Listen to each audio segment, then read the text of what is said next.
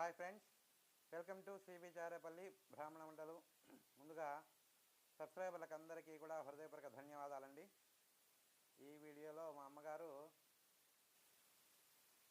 మిరపకాయ గొడ్డు పులుసు అండి. రాయలసీమ ప్రాంతం అంతా గొడ్డు పులుసు అని అంటాం మేము. ఉట్టి పులుసును అంటే బేడలు వేయకుండా చేసేదాన్ని, కందిపప్పు లేకుండా చేసేదాన్ని గొడ్డు పులుసు అని అంటారు. అది మిరపకాయ గొడ్డు పులుసు అని. చాలా బాగుంటుందండి టేస్టు. అయితే ఇటువంటి మిరపకాయలు దొరికితే చేసుకోండి, లేదంటే బెంగళూరు మిరపకాయలు ఉంటాయి కదా, బజ్జీ మిరపకాయలు, అవైనా వేస్ట్ చేసుకోవచ్చు. టేస్ట్ అయితే అద్భుతంగా ఉంటుందండి, చాలా బాగుంటుంది. మీరు కూడా చేసుకొని తినండి, ఆరోగ్యంగా ఆనందంగా ఉండండి.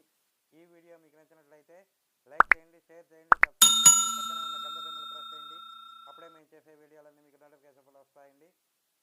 ధన్యవాదాలండి. Thank you very much. ఈ పచ్చిమిరపకాయ గుడ్డు పులుసు అనేది ఇంతవరకు ఎవరు చేసింటారు నాకు తెలిసి. ఒకవేళ ఎవరైనా చేశారేమో తెలీదు. చూడండి, చాలా చాలా బాగుంటుంది. కారం అస్సలు ఉండదు, సూపర్గా ఉంటుందండి టేస్ట్. ఖచ్చితంగా చేసుకొని తినండి, ఆరోగ్యంగా ఉండండి. Thank you very much.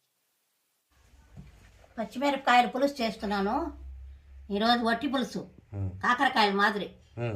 దానికి కావాల్సిన పదార్థాలు: మిరపకాయలు, ఇంగువ, ధనియాలు, శనగపప్పు, మినపప్పు, పసుపు, ఆవాలు, ఈ మెంతులు, బెల్లము, ఎండు కొబ్బరి, కరివేపాకు, ఎండుమిరపకాయలు, చింతపండు, ఉప్పు, ఆయిల్, ఇంగువ. సాంబార్ పొడికి కావాల్సిన పదార్థాలండి: మినపప్పు, శనగపప్పు, ధనియాలు, ఎండు కొబ్బరి, ఎండుమిరపకాయలు, మెంతులు, బెల్లం లేదు, అంతే. ఇవి పులుసు ఉడికేటప్పుడు కూడా వేసుకోవచ్చు ఇంగువ. ఇవి సాంబార్ పొడికండి. సాంబార్ పొడికండి ఇవి. ఆల్రెడీ మా అమ్మగారు చేశారు, నేను చేసి పెట్టాను. సాంబార్ పొడి ఏమంటే మీకు చూపించడానికి చూపించాలి అంతే. ఓకే. తరిగేసి వేస్తే చింతపులుసు అన్నీ పడతాయండి, లోపల కూడా బాగా పడుతుంది. మిరపకాయలు కారం ఉండవు. ఇట్లాంటి మిరపకాయలు తీసుకోండి. లావు మిరపకాయలు, బజ్జీ మిరపకాయలు అంటారు ఇవి. లేకపోతే బెంగళూరు మిరపకాయలు తెల్లవి ఉంటాయి కదా, అవైనా కూడా వేసుకోవచ్చండి. అవి మరీ అధ్వానం లేపాడు, అంటే బాగుంటాయి. అంటే ఇవి రుచి ఉంటుందండి బాగా. ఇవి నాటివి, అవి హైబ్రిడ్. ఇవి దొరికేటి వేసుకోవాలి అంతే, ఇంకా ఏం చేస్తాం.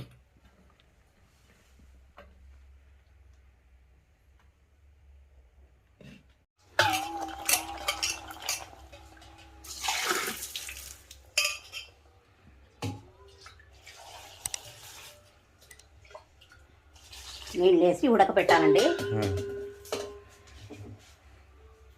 అది చప్పన పప్పు అండి. అది చప్పన పప్పు అండి, పెసరపప్పు కాంబినేషన్ దానికి చాలా బాగుంటుంది. ఇంట్లో పసుపు వేసేస్తాను, ఉడుకుతూ ఉంటాయి.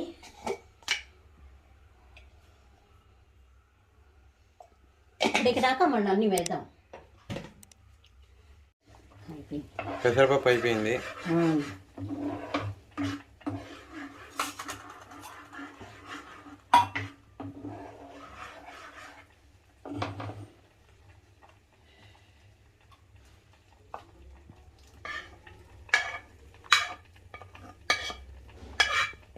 ఇవి మెత్తగా ఉప్పు అన్నీ వేసేస్తాను.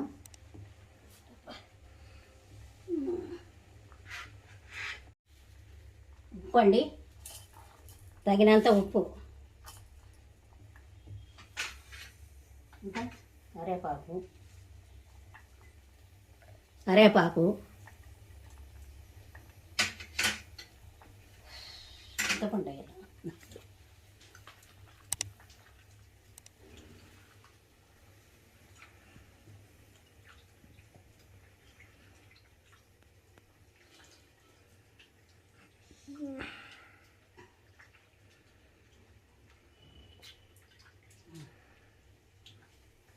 తగినంత చింతపండు అండి.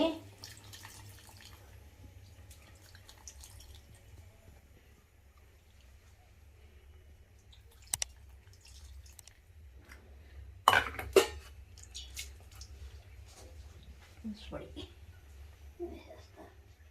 అమ్మయ్య.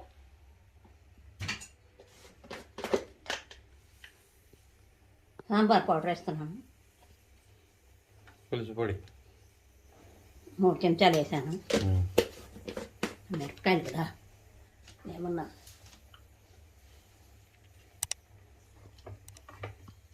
మనం ఎంత కావాలంటే అంత చేసుకొని అంటే కొంచెం బియ్యం పిండి కలిపి పోసుకోవాలండి దీంట్లో. బాగా కలుస్తుంది అప్పుడు.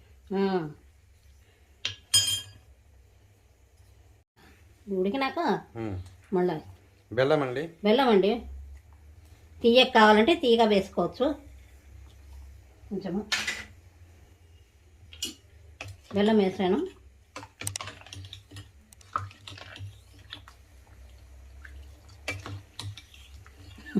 వేస్తున్నానండి ఒక రవ్వ నీళ్ళలో కలిపి 1 స్పూన్ బియ్యం పిండి వేసుకోండి చాలు.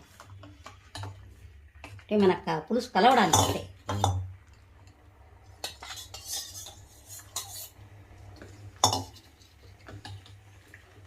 అయిపోయిందండి సాంబారు. మిరపకాయ సాంబార్ రెడీ.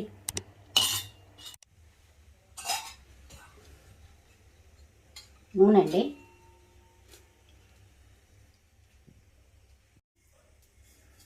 ఆవాలు, జీలకర్ర అండి. జీలకర్ర చూపించలేను మీకు, మర్చిపోయాను. ఇంగువ, ఇది అసలైంది, ఇది పడితేనే టేస్ట్.